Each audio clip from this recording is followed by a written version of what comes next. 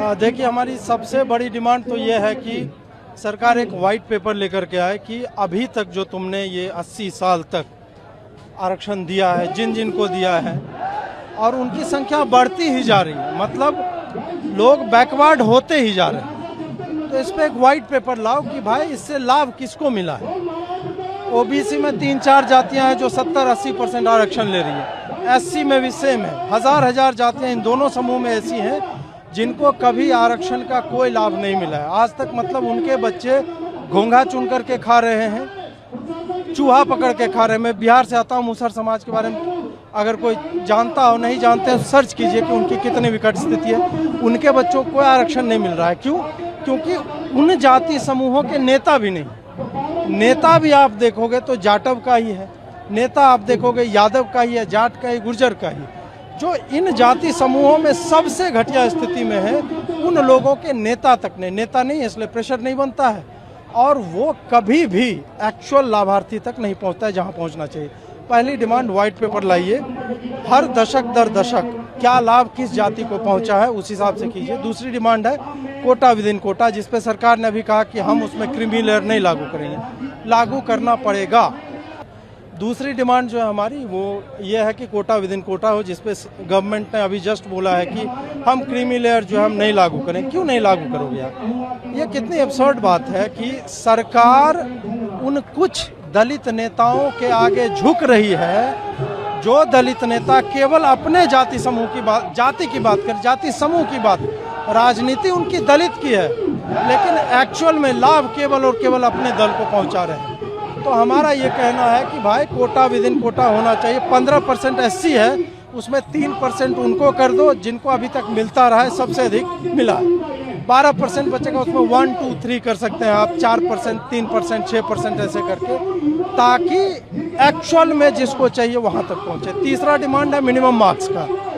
Merit से compromise करके आप विकसित भारत का स्वप्न नहीं बेच सकते। 50% यदि जो योग्य युवा हैं या बच्चे हैं, बच्चियां हैं जो पढ़ाई कर रहे हैं, उनको एडमिशन ही नहीं मिलेगा आईआईटीज में, आईएम्स में या हायर एजुकेशन में, तो यार तुम्हारी एफिशिएंसी 50% वहीं घट गई। उसके बाद आप टीचिंग में भी आरक्षण दिए हुए हो, तो वो पढ़ाएंगे क्या? फिर आपके जो लोग हैं वो भाग जाते हैं बाहर, क्या है कि उनको अच्छा रिसर्च के लिए मिल रहा है। आपने रिसर्च की फंडिंग इतनी लिमिटेड कर रखी है कि वो रिसर्च नहीं कर पाते, तो क्या करेंगे? और उनको मैं भगोड़ा नहीं कहूँगा, वो यार माता सरस्वती ने मस्तिष्क दिया, उसका यूज कहीं पे कर रहे, मानवता की भलाई के लिए, चाहे यूएस में रिसर्च करें, कहीं पे करें, हम वहाँ पे उनको हेल्प नहीं कर रहे हैं। तो इसलिए मिनिमम मार्क्स जो है वो मेरिट से कॉम्प्रोमाइज़ नहीं होने देगा, वो कर दें। फिर एक रास्ता है ईडब्ल्यूएस को एससी के एट पार ट्रीट किया जाए। जिस वर्ग की परिभाषा में इकोनॉमिकली वीकर लिखा हुआ है, उसको ना तुम फॉर्म खरीदने में सहूलियत दे रहे हो, ना तुम उसका हॉस्टल फीस माफ़ कर रहे हो, ना कोर्स फी उसका माफ़ हो रहा है, तो भाई तुम उसको रिकॉग्नाइज करके क्या मतलब, क्या लॉजिक है इसका? और उसका कट ऑफ भी ऐसा नहीं है कि बहुत ज़्यादा डिफरेंस रहता है जनरल से, लगभग एट पार ही रहता है।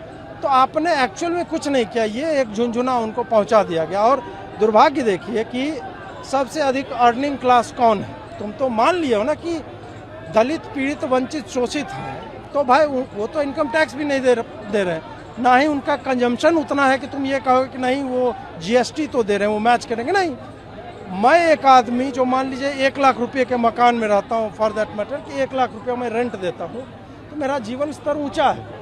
मैं कार खरीदूंगा, उस पर जीएसटी दूंगा, पेट्रोल पे दूंगा, सरसों तेल भी मैं ज़्यादा खाऊंगा, हो सकता है मैं ऑलिव ऑयल खा रहा हूँ, भाई मीट कंजम्पशन मेरा ज़्यादा होगा, तो जीएसटी में ज़्यादा। और जो गरीब है, जो जोड़ रहा है कि 50 रुपये में मेरा पूरा दिन निकालना है, 50 रुपये में कहाँ जीएसटी, कितना जीएसटी दे रहा होगा? तो वो भी लॉजिक फ्लॉड है। तो कमा करके हम दे रहे हैं, जिससे एजुकेशन सब्सिडाइज हो रही है। किसकी सब्सिडाइज हो रही है? ईडब्ल्यूएस की नहीं हो रही, उन 50% लोगों की हो रही है जो हमारे जान के पीछे पड़े हुए हैं, जो -40 आप वही कि विकसित भारत कैसे बना लोगे यार, ये -40 -8 वाली। तो एक तो वो है कि आप ईडब्ल्यूएस को करो एससी के पार, उनको आर्थिक लाभ मिलना ही मिलना चाहिए। ये बेयर मिनिमम 4-5 बातें हैं जिससे एक्चुअल में SC ST OBC कोई हानि नहीं होने वाली है। इस वर्ग को जो आज सड़कों पे आया है और आगे आने वाले समय में ये जंतर मंतर कितनी जगह पे जाएगा ये संभवतः सरकार को पता नहीं है, तो वैसा ना करें। अभी कम से कम इंडिकेशन दे कि we are going to sit down, talk about this, और कुछ रिफॉर्म्स जो नीडेड हैं विदाउट हार्मिंग एनीबडी। एक्चुअल में हम कह रहे हैं रिफॉर्म करो, जिसको आवश्यकता है उसको दो, हमें कोई समस्या नहीं। इन सब बिंदुओं पे विचार कम से कम चालू करें, ये हमारी डिमांड है। मैसेज यही है कि आप जहां पर भी हैं सबसे पहले इन्फॉर्म कीजिए अपने आप को, जस्ट टॉक अबाउट इट। जितने बिंदु मैंने बोले इन पे मनन कीजिए आप। और RHA आंदोलन का पेज है, इंस्टाग्राम पे है, ट्विटर पे, बहुत सारे पेज है। मैं कहता हूँ सबको फॉलो कर लो, मेरा ही पेज फॉलो मत करो। टॉक विथ डेटा कि IIT में SC का 0 फी है और एक सवर्ण जो निर्धन है 12 लाख उसको देना पड़ता है, वो लोन लेगा। लोन में भी एक सवर्ण को लोन मिलने में नाको चने चबाने पड़ जाते हैं, क्योंकि वो गरीब है। वो कोलेट्रल क्या देगा एजुकेशन लोन का, जो भी रखना होगा, माँ बाप का जमीन का कागज। और दलित जो है उसको तुरंत लोन मिल जाता है। मतलब हर रास्ते पे सरकार ने चेक पॉइंट्स बनाए। तो आप अपने आप को इन्फॉर्म कीजिए, चिंतन मनन कीजिए इस विषय पे, लोगों से चर्चा कीजिए, और फिर चुनाव के समय में जो व्यक्ति आपके इन बिंदुओं को फुलफिल करता दिखे, इंडिपेंडेंट ही कैंडिडेट है या वो भाजपा का ही है, कांग्रेस का है, जिसका है, जो इस बात पे बोले कि हम आपकी लड़ाई लड़ेंगे, लिखित में दे, आप उनको जिताओ, उनके लिए वोट करो।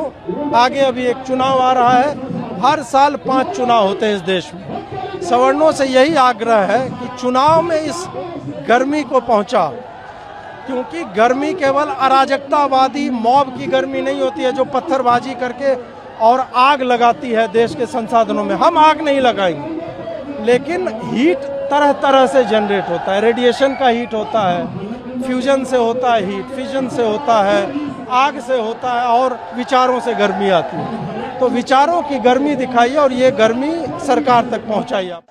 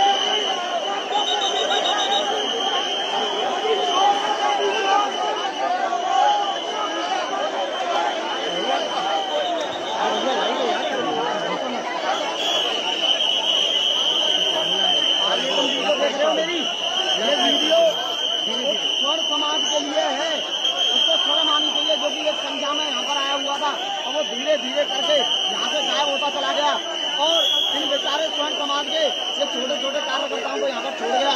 उस स्वर्ण समाज को शर्म आनी चाहिए। ये देखिए किस तरीके से बर्बादी की जा रही है, आपको दिखना होगा।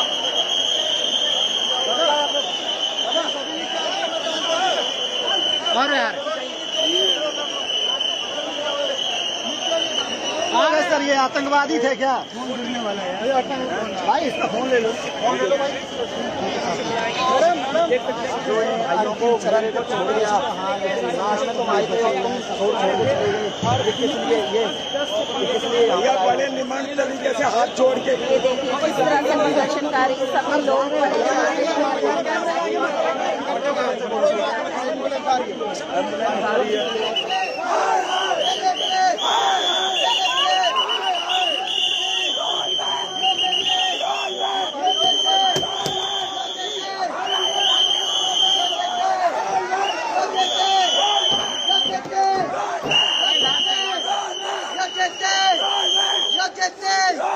काला कानून वापस लो, काला कानून वापस लो। पुलिस हाय हाय।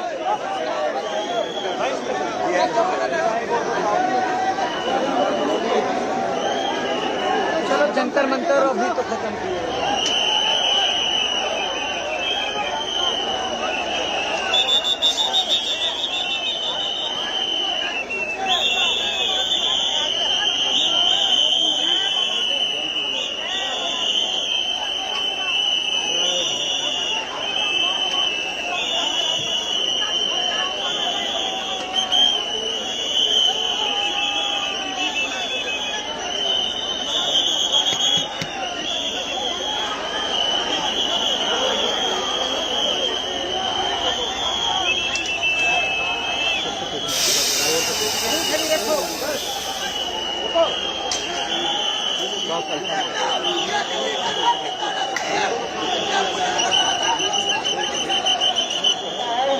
शांतिपूर्वक खाली कर दें।